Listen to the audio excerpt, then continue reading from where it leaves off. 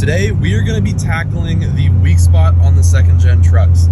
So you may notice I'm driving. Right now I am on my way to Hemet, California to visit a shop called Maximum Diesels. My buddy Russ over there is going to be helping me out. We are going to be putting in a Fass 160 lift pump on the second gen. So welcome back to all the guys and probably 2 girls that watch my videos. Let's do this.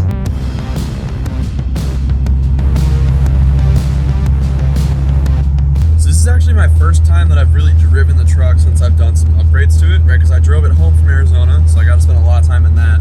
But I've only done like short trips since then, so this is my first like 100-mile drive in this truck. I'm actually really impressed with it. I mean, this is like stage 1, so it's not done yet. I still don't have the rear leaf springs on. I don't have the final shocks on the truck, but I'm definitely impressed. One area I definitely need to improve is the track bar, but I got a plan in my sleeve for that one, so we're good there. But yeah, definitely very happy so far with how this thing's handling. So much better than stock. So we are almost to Maximum Diesels, about to pull in here, but figured I'd update you guys on how the truck is driving. Well, we made it. Maximum Diesels.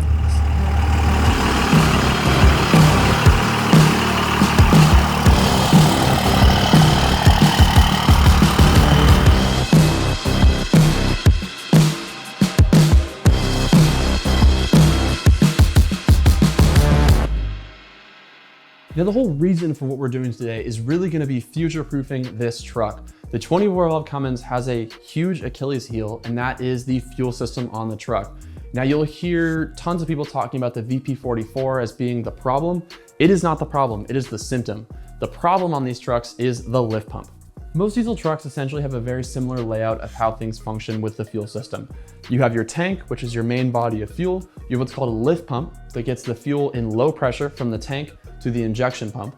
The injection pump is then what highly pressurizes that fuel and sends it into the fuel system, into the injectors, and actually into the combustion chamber of your engine. So it's a multi-part series where things have to kind of work together. On the 24-valve Cummins, the injection pump is called the VP44. And if you've researched these trucks, you've probably heard about failures of VP44, how much they cost, how you have to replace the whole fuel system, all that stuff. The basic root of that problem is because of the lift pump. So when Dodge designed this truck, they used a block-mounted electric pump. And if you look at the older generation trucks, the 12-valve trucks, they used a piston-style pump. So that was a cam lobe-driven piston-style pump. So no electronics, it was just a simple piston driven off the cam lobes. An incredibly simple, incredibly reliable design.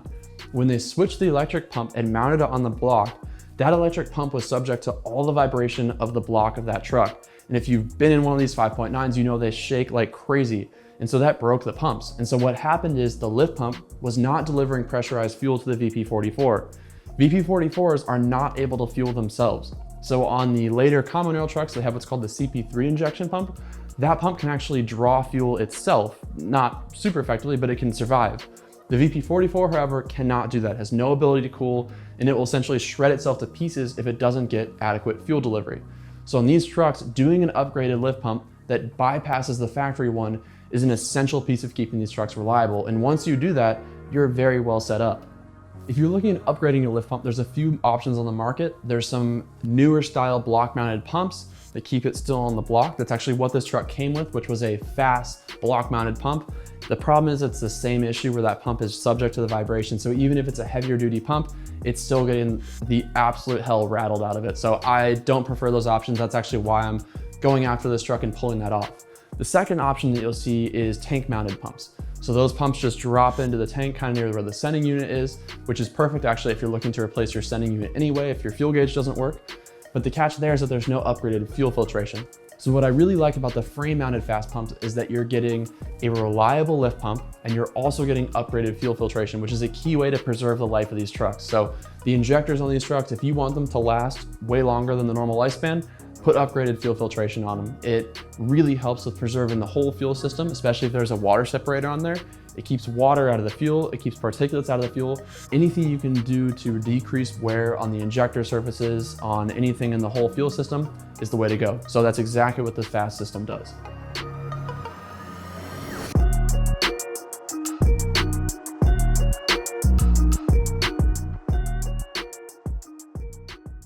Before we start on the install on this truck, I just want to give a huge shout out to Russ at Maximum Diesels in Hemet, California for helping with this. it is hugely helpful to have someone else install so I can actually focus on filming. Trying to do a fast install on my back with a GoPro in my mouth was not sounding super good. So huge thank you to Russ for helping out, and thank you to Fass for helping out with this video as well.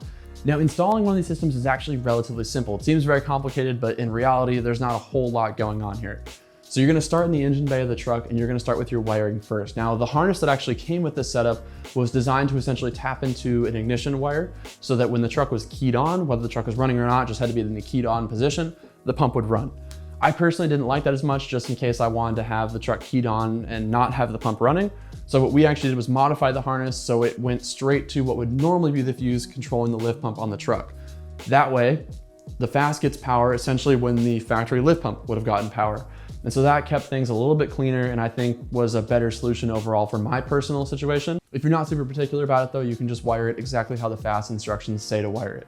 The next thing is actually going to be running the fuel lines. So you're going to be running the fuel line direct from the VP44 back to the Fass system. Now you can either still retain your factory fuel filter canister if you want to and run the Fass into that and then have that go into the VP44, or if you want to bypass that factory fuel filter housing entirely, which is what I ended up doing, you can run it direct to the VP44. Once you've run the lines back to the actual mounting spot of the Fass, you can actually get into the fun part, which is mounting your Fass. So in this system, I decided not to do a sump because I did not want to drill my tank. And so what's going to be doing is drawing from the factory point on this fuel tank. That would be coming out of the sender, just like where the factory line would normally come out of. The Fass just goes straight into there. So I did not do a sump on this truck. That kept it simple. I didn't have to drop the tank. It was just way easier. Russ was able to reach up there with a mirror, plug it straight in. And so that was a really clever way to kind of keep things nice and clean, not really modify as much as we possibly could on the original truck. Now, Fass designed the bracketry on the system with a really clever eye. They basically made it so it's very adjustable. So you can mount it up there. There's one bolt that essentially holds it to the frame, but the bracket braces against the frame rail itself to really add some good support. And then the mounting hardware itself and the bracketry has a ton of wiggle room, so you can have it hanging down wherever else you want it. A lot of people like to have it sticking out. I personally like it as tucked up as possible. So we basically slammed it as far up and far tucked away as it could possibly be. That way it's out of harm's way. You don't see it hanging out of the bottom of the truck. Now, obviously this isn't a complete how-to of how to install this system. Fass is gonna include instructions, but I just want to give you guys a general walkthrough of what it's like to do this. It is something very manageable to do at home. Doesn't really require any specialty tools or anything like that. One thing I was really particular about in this truck is maintaining a fuel pressure gauge. Fass has a port on the back of the Fass that you can actually run a fuel pressure gauge to. I opted to just splice the line right before it met the VP44, put in the T-fitting, and my fuel pressure gauge that I already had plumbed and ready to go for the factory fuel filter housing is now on there. So that way I can measure fuel pressure right before it gets to the VP44. I can keep an eye on any issues, and if I see a drop in fuel pressure, I can shut the truck off immediately and know that I'm not doing any damage to the VP44. Since we had the truck on the lift, I also went ahead and changed the transmission fluid. Shout out to Adrian Diesel Oil Guy for hooking it up with the best synthetic trans fluid for these trucks. So I flushed that, changed all that while I was up on the lift. It's a whole lot easier to do than laying on the ground, especially with the factory pan still, since there's no drain hole in it. So that was nice while we had it up on the lift. Once we had all that done, the fuel system was primed, everything was looking good, it was time to drive the truck. Well, so after a few issues, just backing out of the shop now, seeing a good, nice 18 PSI out of the pump. So that's perfect. So yeah, we'll take it for a little spin around the block. We're gonna clean off some of the diesel right now, but finally got her done.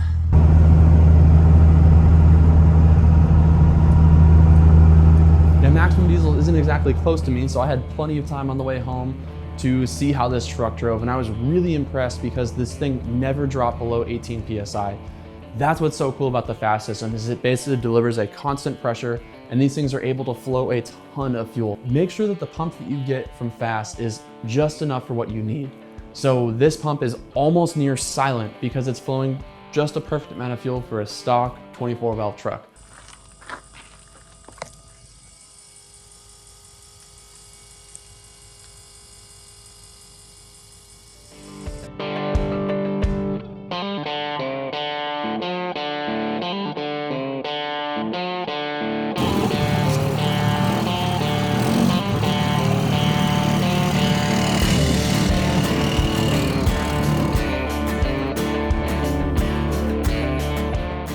You're looking to future-proof your VP44 truck, 100% Fass is the way to go. I have been so happy with all my pumps from them. So They did support this video, but I have been a Fass user long before this, and I truly believe in their product. I think it's a really quality setup to deliver fuel to the engine of the truck safely, effectively, with upgraded filtration. So there you have it. The truck is now with a Fass, future-proofed. I'll come back with a review video probably in a year or two, but I just want to do a video documenting the build on this truck and really talking about how to future-proof your VP44 truck. Thank you guys so much for watching. If you have any questions, please comment them down below. Again, thank you to Maximum Diesel's fantastic shop here in SoCal, and thank you to Fass for supporting this video. Thank you guys so much. If you like this video, hit subscribe. Check out more in the near future.